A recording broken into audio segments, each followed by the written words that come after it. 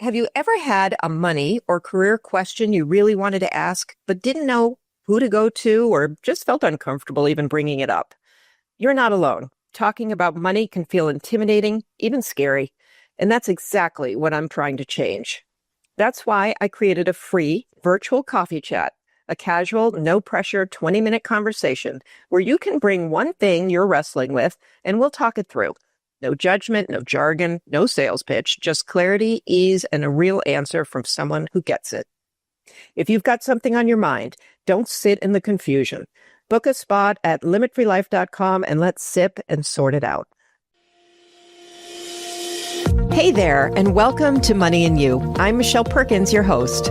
My search for more fulfilling work led me to career and business coaching, where I stumbled upon a game-changing discovery. Money issues often start with our mindset and habits. You see, our relationship with money is the key to overcoming those frustrating financial obstacles. As an entrepreneur, coach, and problem solver, I'm passionate about helping you create a great relationship with money. Because, turns out, that's the foundation for a limit-free life. Each week on Money and You, I speak with amazing guests about all things money, mindset, practical tips, and everything in between. We're here to give you new insights, education, and empowerment so money can be one of your favorite relationships. So join us for some lively conversations and let's transform your financial life together.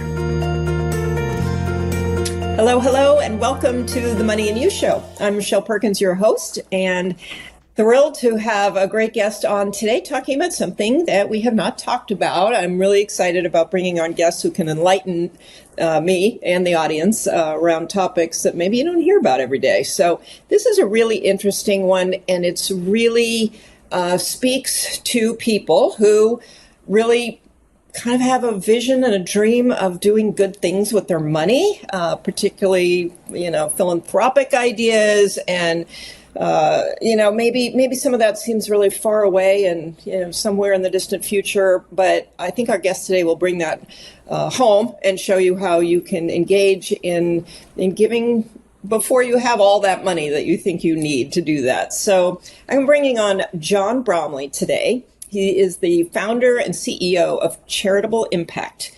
It's Canada's first fully online donor-advised fund. Since its inception in 2011, it has facilitated over $1.6 billion in charitable donations, empowering tens of thousands of Canadians to turn generosity into meaningful action. Charitable Impact is built on John's belief that while generosity comes naturally, knowing how to channel it toward the outcomes you care about and the change you want to see in the world requires support. The platform offers tools, guidance, and a cause-neutral space where donors can explore, plan, and carry out their giving goals. John, welcome. Thank you, Michelle, for having me. I'm really happy to be here.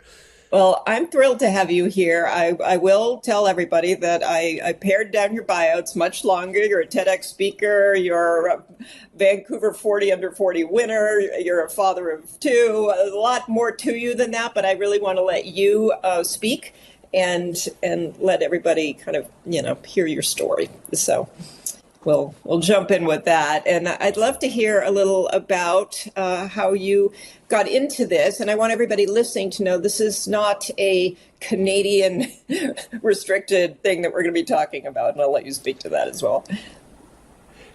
Yeah, just on that, we run a donor advised fund, and there are donor advised funds in the United States. So if people find what we're talking about valuable, please go check out donor advised funds in your local area.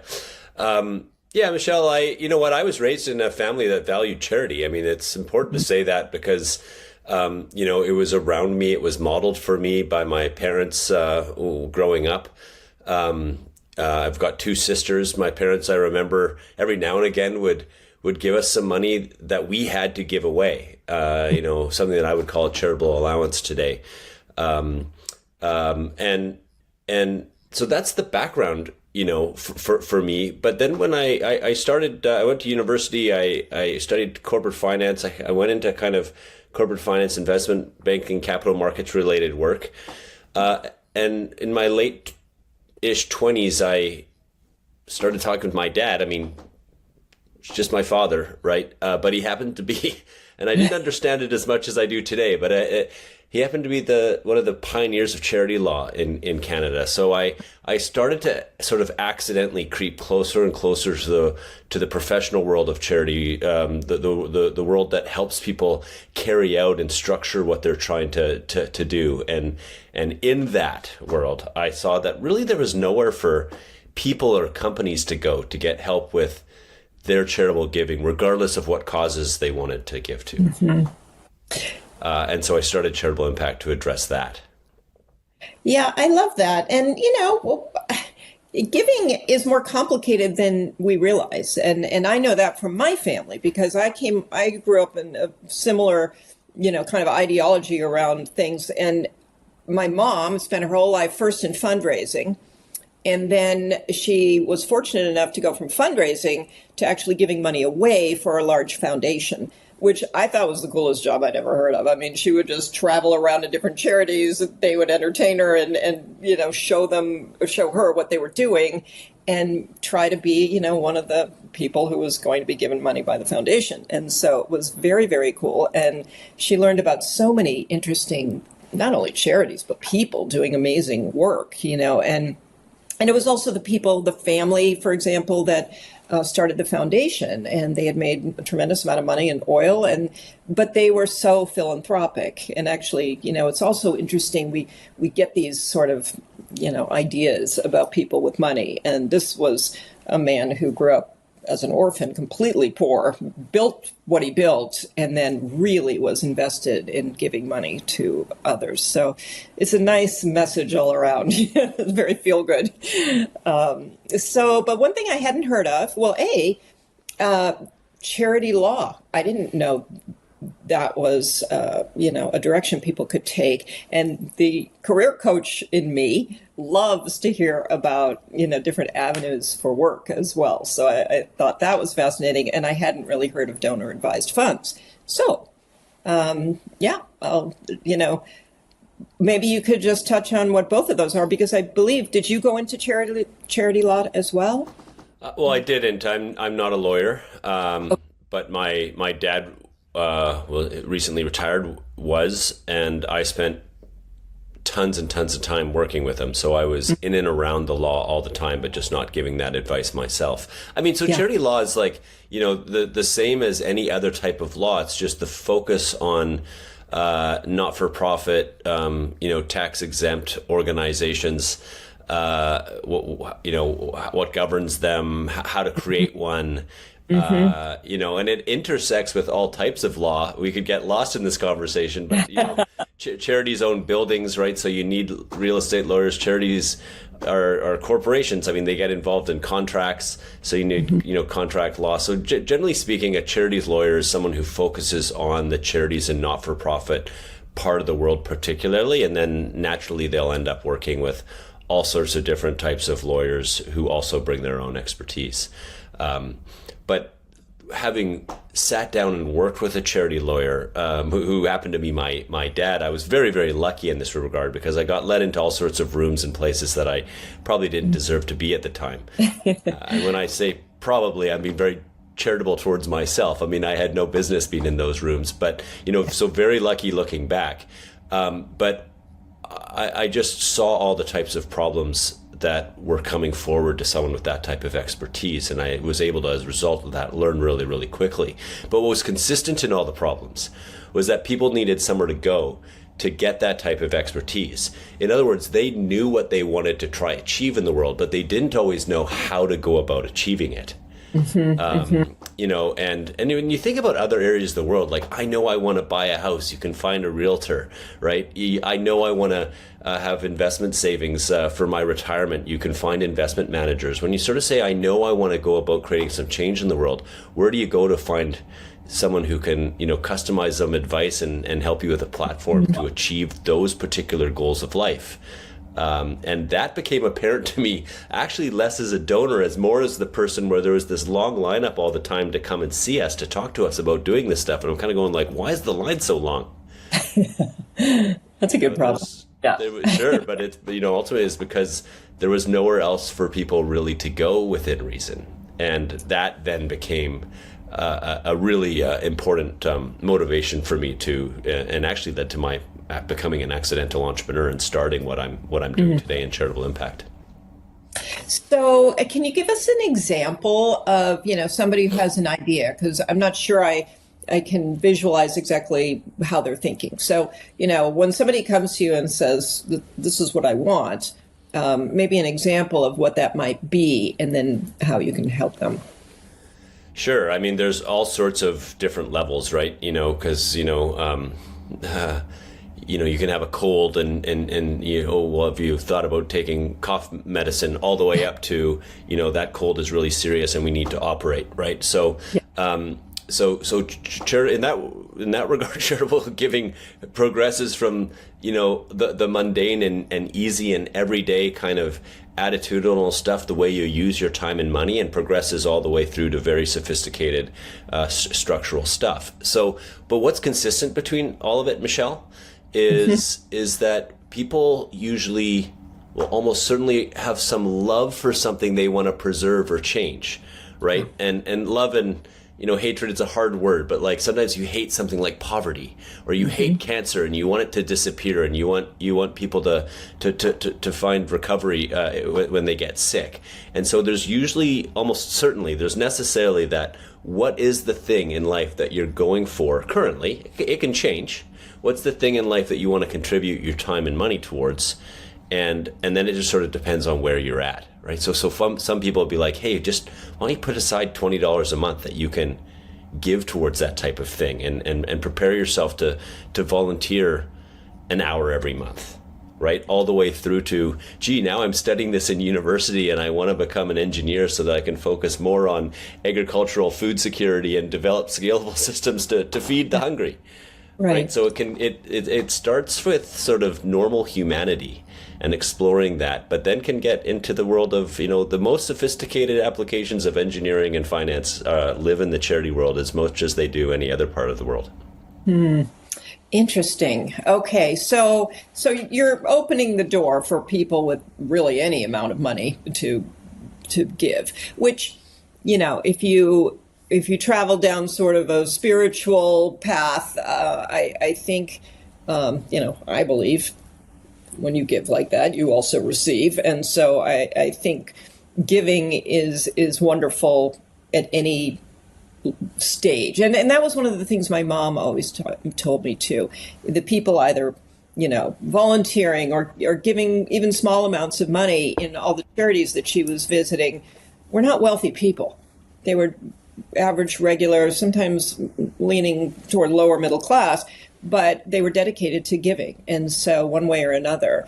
And I feel like, there's so much enrichment, whether monetary or, on a soul level from that it's a good practice for everybody regardless. Yeah, 100%. Yesterday we even us Canadians watched the Super Bowl down in the United States, and it's like, well, there's only so many people on the field, and there's only two coaches supported by others, of course, but like not everyone can play in the NFL. But how many people get joy, playing football, watching football, being a part of that, right? So charitable giving is the same way. On the one hand, you don't have to, not everyone can be Bill Gates, and you can't, right? On the other hand, you have to start somewhere. I mean, the story you told of your the oil gentleman that your mom worked for is not uncommon at all. I mean, here's someone who was an orphan. Almost certainly received the benefit of other people's charity, and had he not experienced that, would he have been as dedicated a philanthropist in his older age? So you don't know where you're going to end up in life. Charitable giving is one of these things that, regardless of who you are, regardless of how much money you have or how much free time you have, there is something you can do to contribute towards, what do you want to see change in the world. And what's most important to me is not that you do it at this professional level, it's that you do it at all and you find some enjoyment in it, and that pathway starts in your life, and you determine from there, how you follow and pursue that pathway.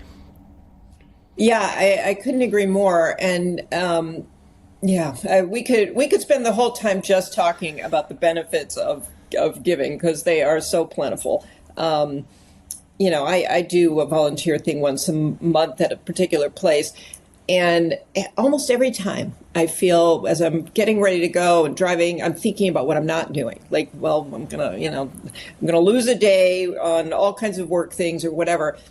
And then I get there and then I do it. And then when I leave, I'm like, that couldn't have been more worth it. It's just, and that's all just on a feeling level. And so, we don't realize until it's a huge part of life, really, especially when you're grinding away, trying to, work and be smart with your money and everything else. It's actually a lovely sort of contrast and a reminder of what we're all, grinding for. So I love the whole message, but I do want to make the show worthwhile for people who really want to talk about money more than how my soul is feeling today, even though I really like that topic. So talk to us about, again, kind of the structure, what a donor advised fund is, how people can engage, and what some of the benefits are. Yeah, sure. So, it's important to start at the top at some level, to make sure people know that when they give a charitable donation, they get a tax receipt, and that tax receipt is a form of tax credit that offsets money that you pay to the government. So there is actually financial value in giving. And what's really important to understand about giving versus tax is that when you pay your tax, it goes to the government and they spend it the way they deem necessary. You can vote for them. But in philanthropy, you get to choose where the money is allocated, right? What type of cause it goes to, what type of organization receives it, et cetera. So there's more agency, arguably. Pay your tax, that's important. But, there's arguably more agency in philanthropy, and that's where a lot of the joy comes from. So a donor advised fund gives anybody who wants one their own giving account. Okay, so this is it's almost like having their own foundation. And I'll come back to that, but you put money into that account and you get the tax receipt right away. From there, you can then sit on that money, hold it, even make investments with that money, and as you determine what ultimate end-using charities you want to benefit with the money that you've given away. And so, not unlike a bank account, but one that's just for charitable giving, a donor advised fund creates the separation between the money that you donate and give away in return for the tax receipt and the decisions you make with how you want to use that money to create the change you want to see in the world. So it's kind of like a savings account just for giving. Yeah, I love that. But the funds can be invested through that. Is that what I'm hearing? They can be. Now, subject to the discretion and the policies of the donor advised fund you're working with. But yeah, charities can make investments. As a result, donor advised funds can make investments with funds post donation, which is also why many of the big financial houses have them. Fidelity is a huge one in the United States. Charles Schwab, Goldman Sachs launched one.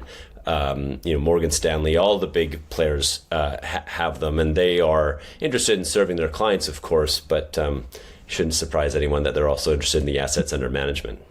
Yeah. Okay. So you can actually have somebody manage your account for you as well. In fact, it's usually a rule that it's managed for you and that you don't manage the investment side of it yourself. Okay. The brief rationale for that is because when you give the money away and you take the tax receipt, the money ceases to be yours. At law, it's not yours anymore. So it actually belongs to the charity now. That donor advised fund you've given to is also a charity. So it belongs to that charity now. So it's them who's investing it. But organizations like ours at Charitable Impact will say, okay, well, what types of things are you interested in investing in? And we'll take advice or recommendations from the donors who have given money away. But no, you don't let the people self-direct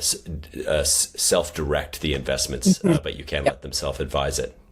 Okay, so you're basically saying, I want this amount of money, and I would imagine people have recurring amounts that they put in as well in some cases, and just so it can keep potentially growing as it's giving.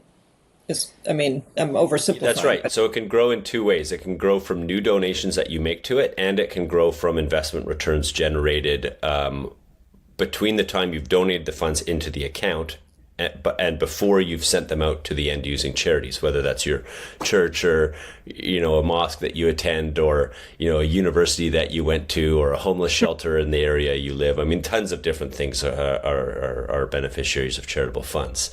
And so one of the major benefits, Michelle, you asked about benefits. One of the major benefits is that separation of donation from allocation to where you want the money spent. And the reason it's a benefit is, I'll just give you a quick analogy.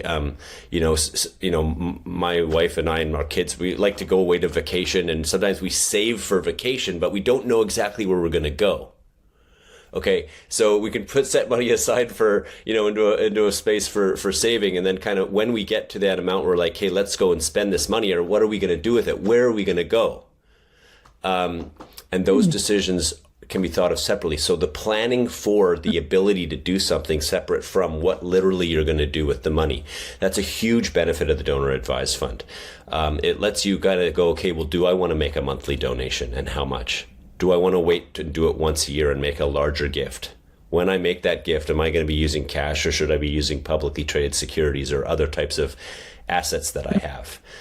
And planning the kind of tax financial aspect of it. And then separately going in and kind of going, like, where am I going to go on vacation? But the charity version of that is, what is it that I really care about? Am I going to be focused on relieving poverty, or do I really want to advance education?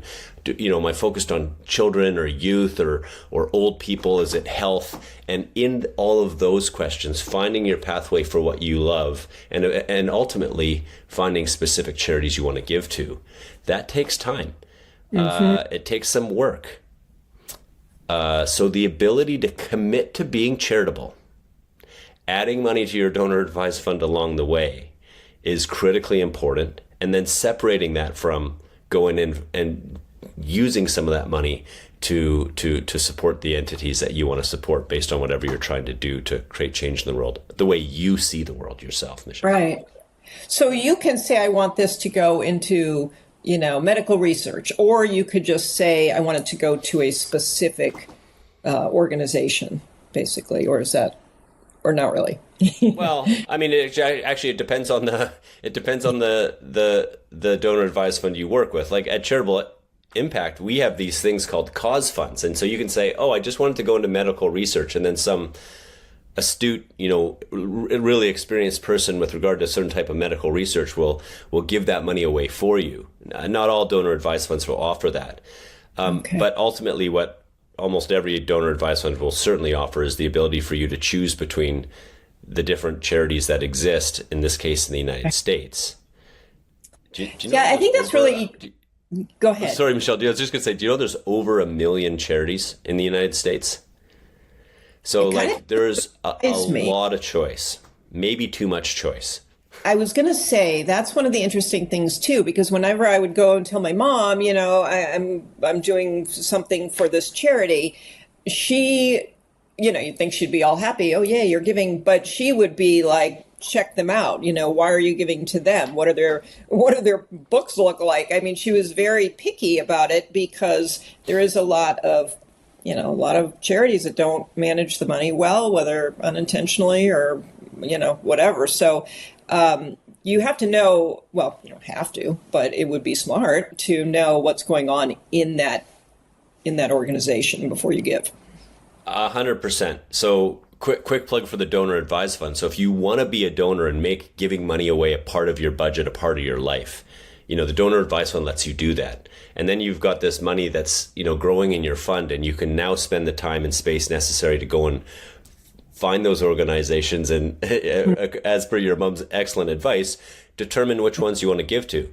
Now, charities aren't different from like publicly traded securities, for example. Like not every stock you invest into is going to be well managed and is going to go up in value, right? Mm-hmm. And so charities are the same way.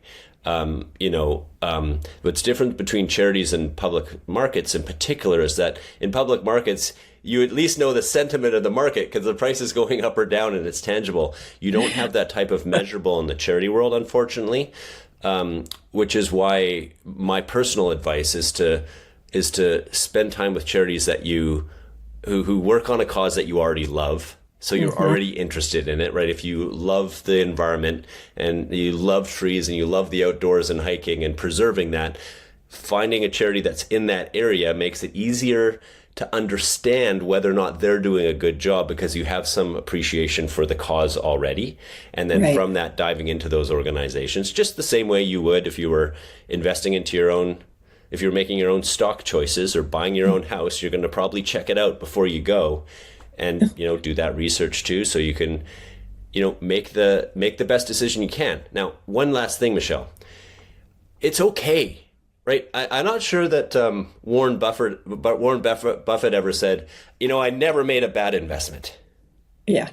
Right. I'm not sure there's a lot of people who've lived in multiple different houses who kind of had said like, gee, like this one was a better decision than that one for the following reasons. So there's no aspiration to be perfect in charitable giving, just like there's no aspiration to be perfect in life. It's most important that you're doing it. And once you start doing it, you can learn along the way, have some fun, and even if you could laugh at yourself, smile and nod at some of your own mistakes, and just try not to make them again. I love that. And the real estate is such a good analogy. I know no one, including myself, who doesn't regret certain real estate decisions, whether it was I didn't buy this or I did buy that. And so you can't do anything about it. So you only beat yourself up on the real estate decisions for so long before you move on. But I think that's great because, I think it's great. It was a good point. What I think is really interesting about this, which I've never thought of, is the time it buys you. Like, I don't like financial decisions that are based on a lot of emotion. That's a lot of what I do the show around. It's your relationship with money and where's that decision coming from? Is it, a place of fear, a place of abundance? So this is really great. And it's something that, we all get moved by a charity or we have ideas about where we want to, give money. But it's not, it's a really good idea to put it somewhere and learn more before you do this. And so I think that's a very cool thing. You get the deduction right away. So I guess you take it in the year that you put the money in the fund. Is that the way it is? What's interesting to me is, so if you invest this money and it's growing and ultimately you give more than what you initially put in, does that change the amount of the tax deduction, or how does that? Yeah. Okay. That's a great question. No, you get the tax deduction for the fair market value of whatever you donated at the time of donation. Okay. If it grows after that, there's no increase or decrease in the tax. If it grows, there's no increase in the tax deduction. If the value of your investments goes down, there's no decrease. So that's a great question. What's also important to know is that charities in Canada and the United States are tax exempt organizations, and so the charity itself won't be paying capital gains tax if they're or any type of tax on the gains from their investments. So it is an efficient way for money to grow. And it's their gain, not yours. It's their gain, not yours. But in the donor advised fund model, again, depending on the policies of the donor advised fund you work with, that those gains will accrue to your account. Right. Okay. But from a tax standpoint, you're not additionally taxed on any gains. Yeah. You are not taxed, and nor is the organization. Very cool. Okay. So what are some really cool things that you've seen in this world since you got into this? Maybe an example. Yeah, I'll tell you, Michelle, I love the question because although the answer may sound a little mundane, but it's purposeful in that, like, I want to see more of this, boring action, which is, the stories I love is where people meet the donor advised fund and they go, you know what? As they get their head around it, they go, this solves so many of the objections or the problems that I had with charitable giving before. And as a result of that, they start getting two things. A, they start giving more regularly. And secondly, they start getting more engaged with the causes that they're supporting. And that's usually where they find the most joy, right? Also frustrations, but joy from being involved and going out there and making decisions that are their own and taking responsibility for them and choosing organizations and assessing how it went and deciding if they're going to stay with that organization and give them more money or find a new one. So the stories I really like are the people who kind of shifted from, you know what, I really like the idea of being charitable and I like the idea of generosity and it's a value of mine that I hold personally, but I don't really do anything about it if I was being honest about it. Yeah. And the people who shift that into actually acting intentionally and participating in the world. You know, the biggest problem in the charity sector, well, the biggest problem in my view is there's nowhere to go to learn about how to give, right? So we all have this nature of generosity, but learning how to deploy it is there's no real place to go to educate yourself on that. But one of the things that results in that I think is a huge problem in the sector is what's referred to as the intention gap, the gap between what we intend for ourselves and what we actually do. And so the people who overcome that intention gap and usually they recognize it in themselves and then they overcome that with the help of a tool like the donor advised fund that's actually built for them as the donor. Those are the stories that I love. Sometimes you see that in a, 65-year-old, 70-year-old retiring person, and sometimes you see it in a 15-year-old kid who's, just starting to volunteer and getting excited about a cause that they learned at in school and doesn't want to see their friends going to school hungry, and they get involved personally with it and they start fundraising from their parents and others, and they just start making giving a part of their everyday life. So I'm not so partial to which person it is or how they come to it. I'm just really get excited when you see someone's behavior go from, I like the idea of being charitable, to actually doing it. Oh, I love this. I love this as a different avenue for your money. And I loved what you were saying about the gap. What did you call it again? Intention gap. Intention gap. Because that really, the light bulb went off. That is an overriding theme of money in general. I mean, people have all kinds of financial intentions that they don't act on. And I think part of it is not really knowing exactly what to do. And part of it is not knowing when to do it. And always thinking there's, I'll figure this out tomorrow, which is not a great thing in the financial world. But I think that occurs in all over in your financial thinking and planning. So it's a great point. And where we see people really overcome the intention gap, in all sorts of walks, but I'll just speak about the charity world because it's more my expertise, but is when they decide to do it themselves. I can also relate to being a failed athlete growing up, right? So it's like, fitness, right? Like when you really take it on yourself and understand that you want or need to do this in order to achieve the goals that you have for yourself, it doesn't become that difficult to exercise. But getting off the couch the first time is very, very difficult. The other thing is that so I'm talking about this version of what we can sort of call in a highfalutin context, the intrinsic motivation that comes from within us.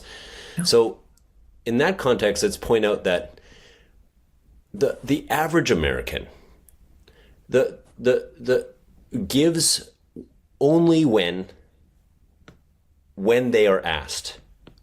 When someone comes and sort of fundraises from them, lots of people, because of their generous intention, because of their value of generosity, will go, okay, I'll give to that.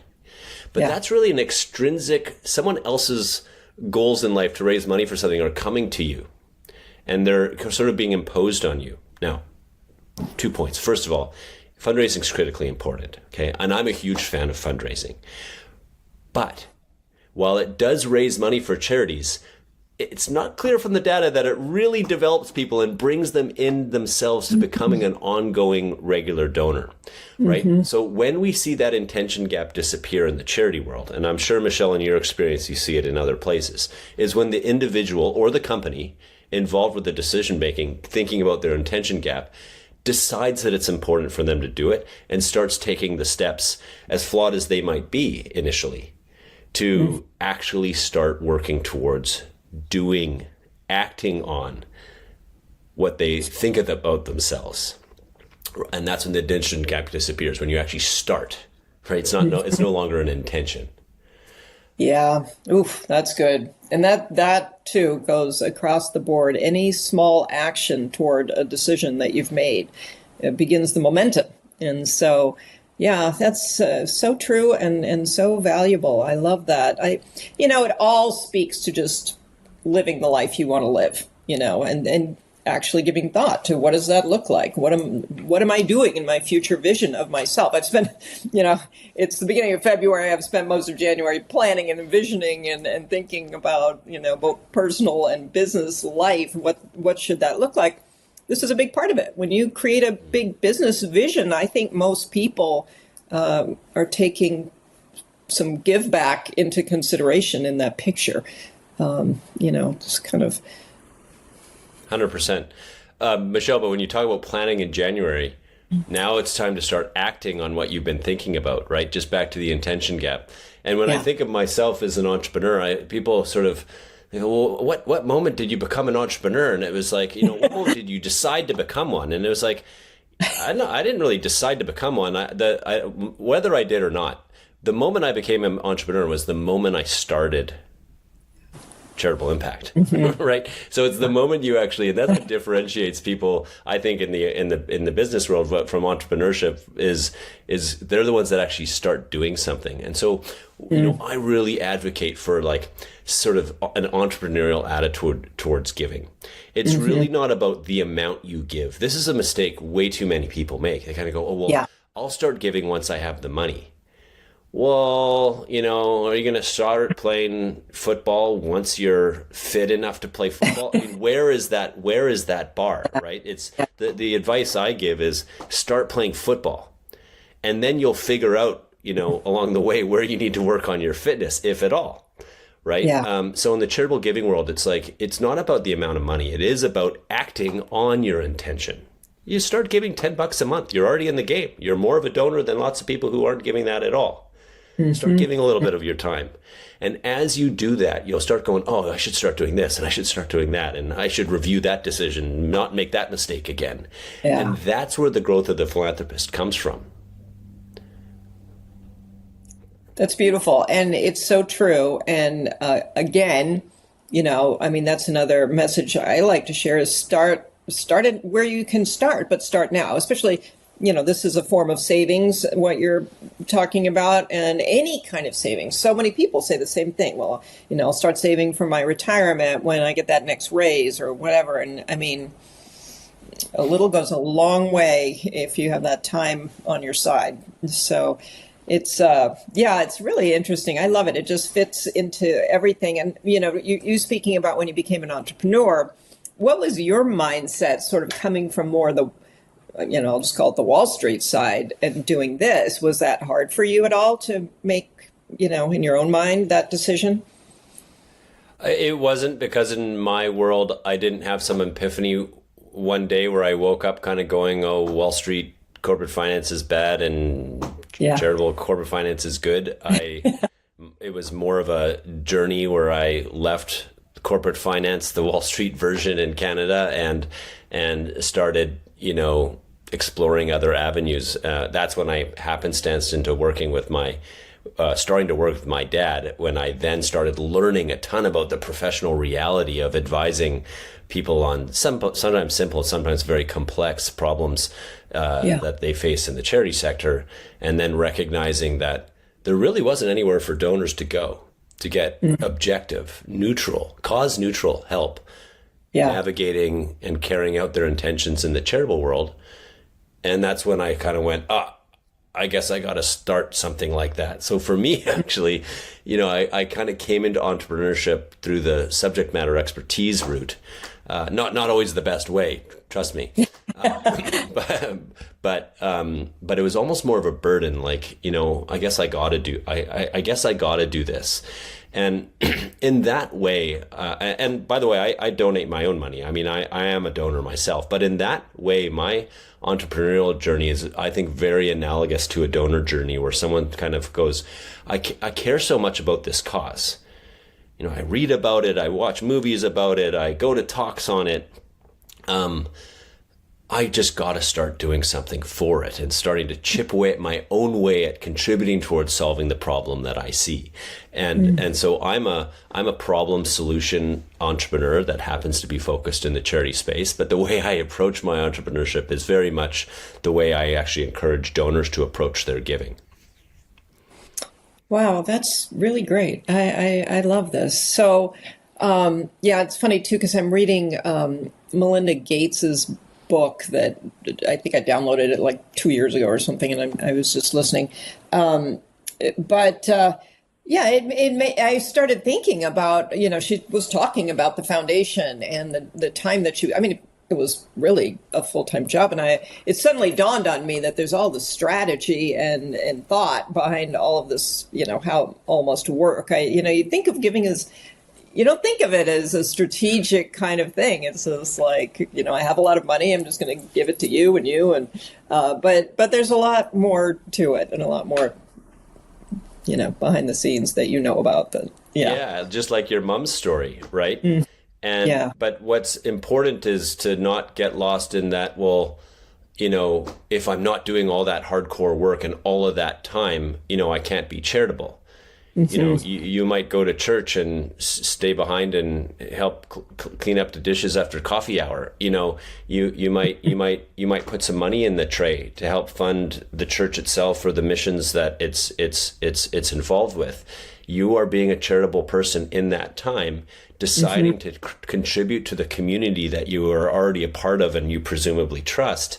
And that's the start of giving for so many people, which can then go along a pathway like it sounds like your mom followed, into an actual profession where you're dealing with bigger money and therefore harder, more contentious decisions. But back to the intention gap, like just get started. And if you're not started, you're not a part of the game. But once you're part of the game, you can decide, am I going to be a fair weather fan, or I'm only going to play golf when it's sunny, or am I going to be hardcore and try to get into college and then go pro? I mean, we're all golfers, right? But we can't all be Jack Nicklaus. This is great. This is just really, I love things that just really get you thinking, and, being a part of something feels really good. So however, I also like, and this will be the last point, is that it's as far as what you want to put your money into, you had a term for it, something neutral, where, there's no bias, because I think sometimes people are vulnerable about or feel weird about, I really want to put money into this, and maybe they think there'll be judgment around it or something. But I use the word cause neutral. And so the guidance, the donor advised funds are, generally speaking, almost exclusively cause neutral. Their purpose isn't to tell you, give money to this charity. Their purpose is to tell you, here's a tool for you that lets you manage and navigate your charitable giving. And separately, here's a list of all the registered charities in the United States, and you can, give to anyone you want, right? So that's what I meant by cause neutral. The donor themselves shouldn't be cause neutral, right? Like, Michelle, you're not meant to be cause neutral. You're meant to go like, gee, no, it's like, man, like I do love hiking and I do love the trees and being outside. And I mean, I don't know anything about you, Michelle. That part's true. The golfer was okay, not, but then you still might go, but you know what? I'm actually deciding to give my money to kids in the community who are going to go to school with an empty stomach. Right. So you can love something and decide to put your money elsewhere, but presumably you love that too. You're not cause neutral. The donor is never cause neutral. And that's why it's important for the tool they use to be cause neutral. And that's the by the way, the pressure point, just to come back to fundraising. And fundraising is critically important, but fundraising isn't neutral either, because it's raising money for a particular charity. And the donor is being asked to give money to that particular charity. So where those two things bump into one another and where fundraising gets expensive is when they start asking a whole bunch of donors to give money towards a charity that they're never going to say yes to, right? Which is also interesting. Be expensive. Yeah, and I find, a lot of times you're like, well, I want to give to this, but I've already given to that because they came knocking at my door and I did it, and so this kind of eliminates a lot of that too. So very interesting. So, Michelle, one thing there, and I'll end on this. It's been a wonderful conversation with you, but one of the things that experienced donors become good at, that inexperienced donors struggle with, is saying no. Mm-hmm. Someone who knows in their heart and mind that, and by looking at their wallet, knows that they're contributing. When someone shows up at their door or on the street and asks them for money, it's a lot easier to say like no, because you know in your mind and your heart that you're actually doing something else and you're just saying no to that organization. You're not saying no to charity. Yeah. And that's also where people bump into a charity and have a poor experience, because they give to that organization at the door and then they have a version of buyer's regret or something, and they go, gee, like maybe I should have given to this organization, this one that I really, really would have loved.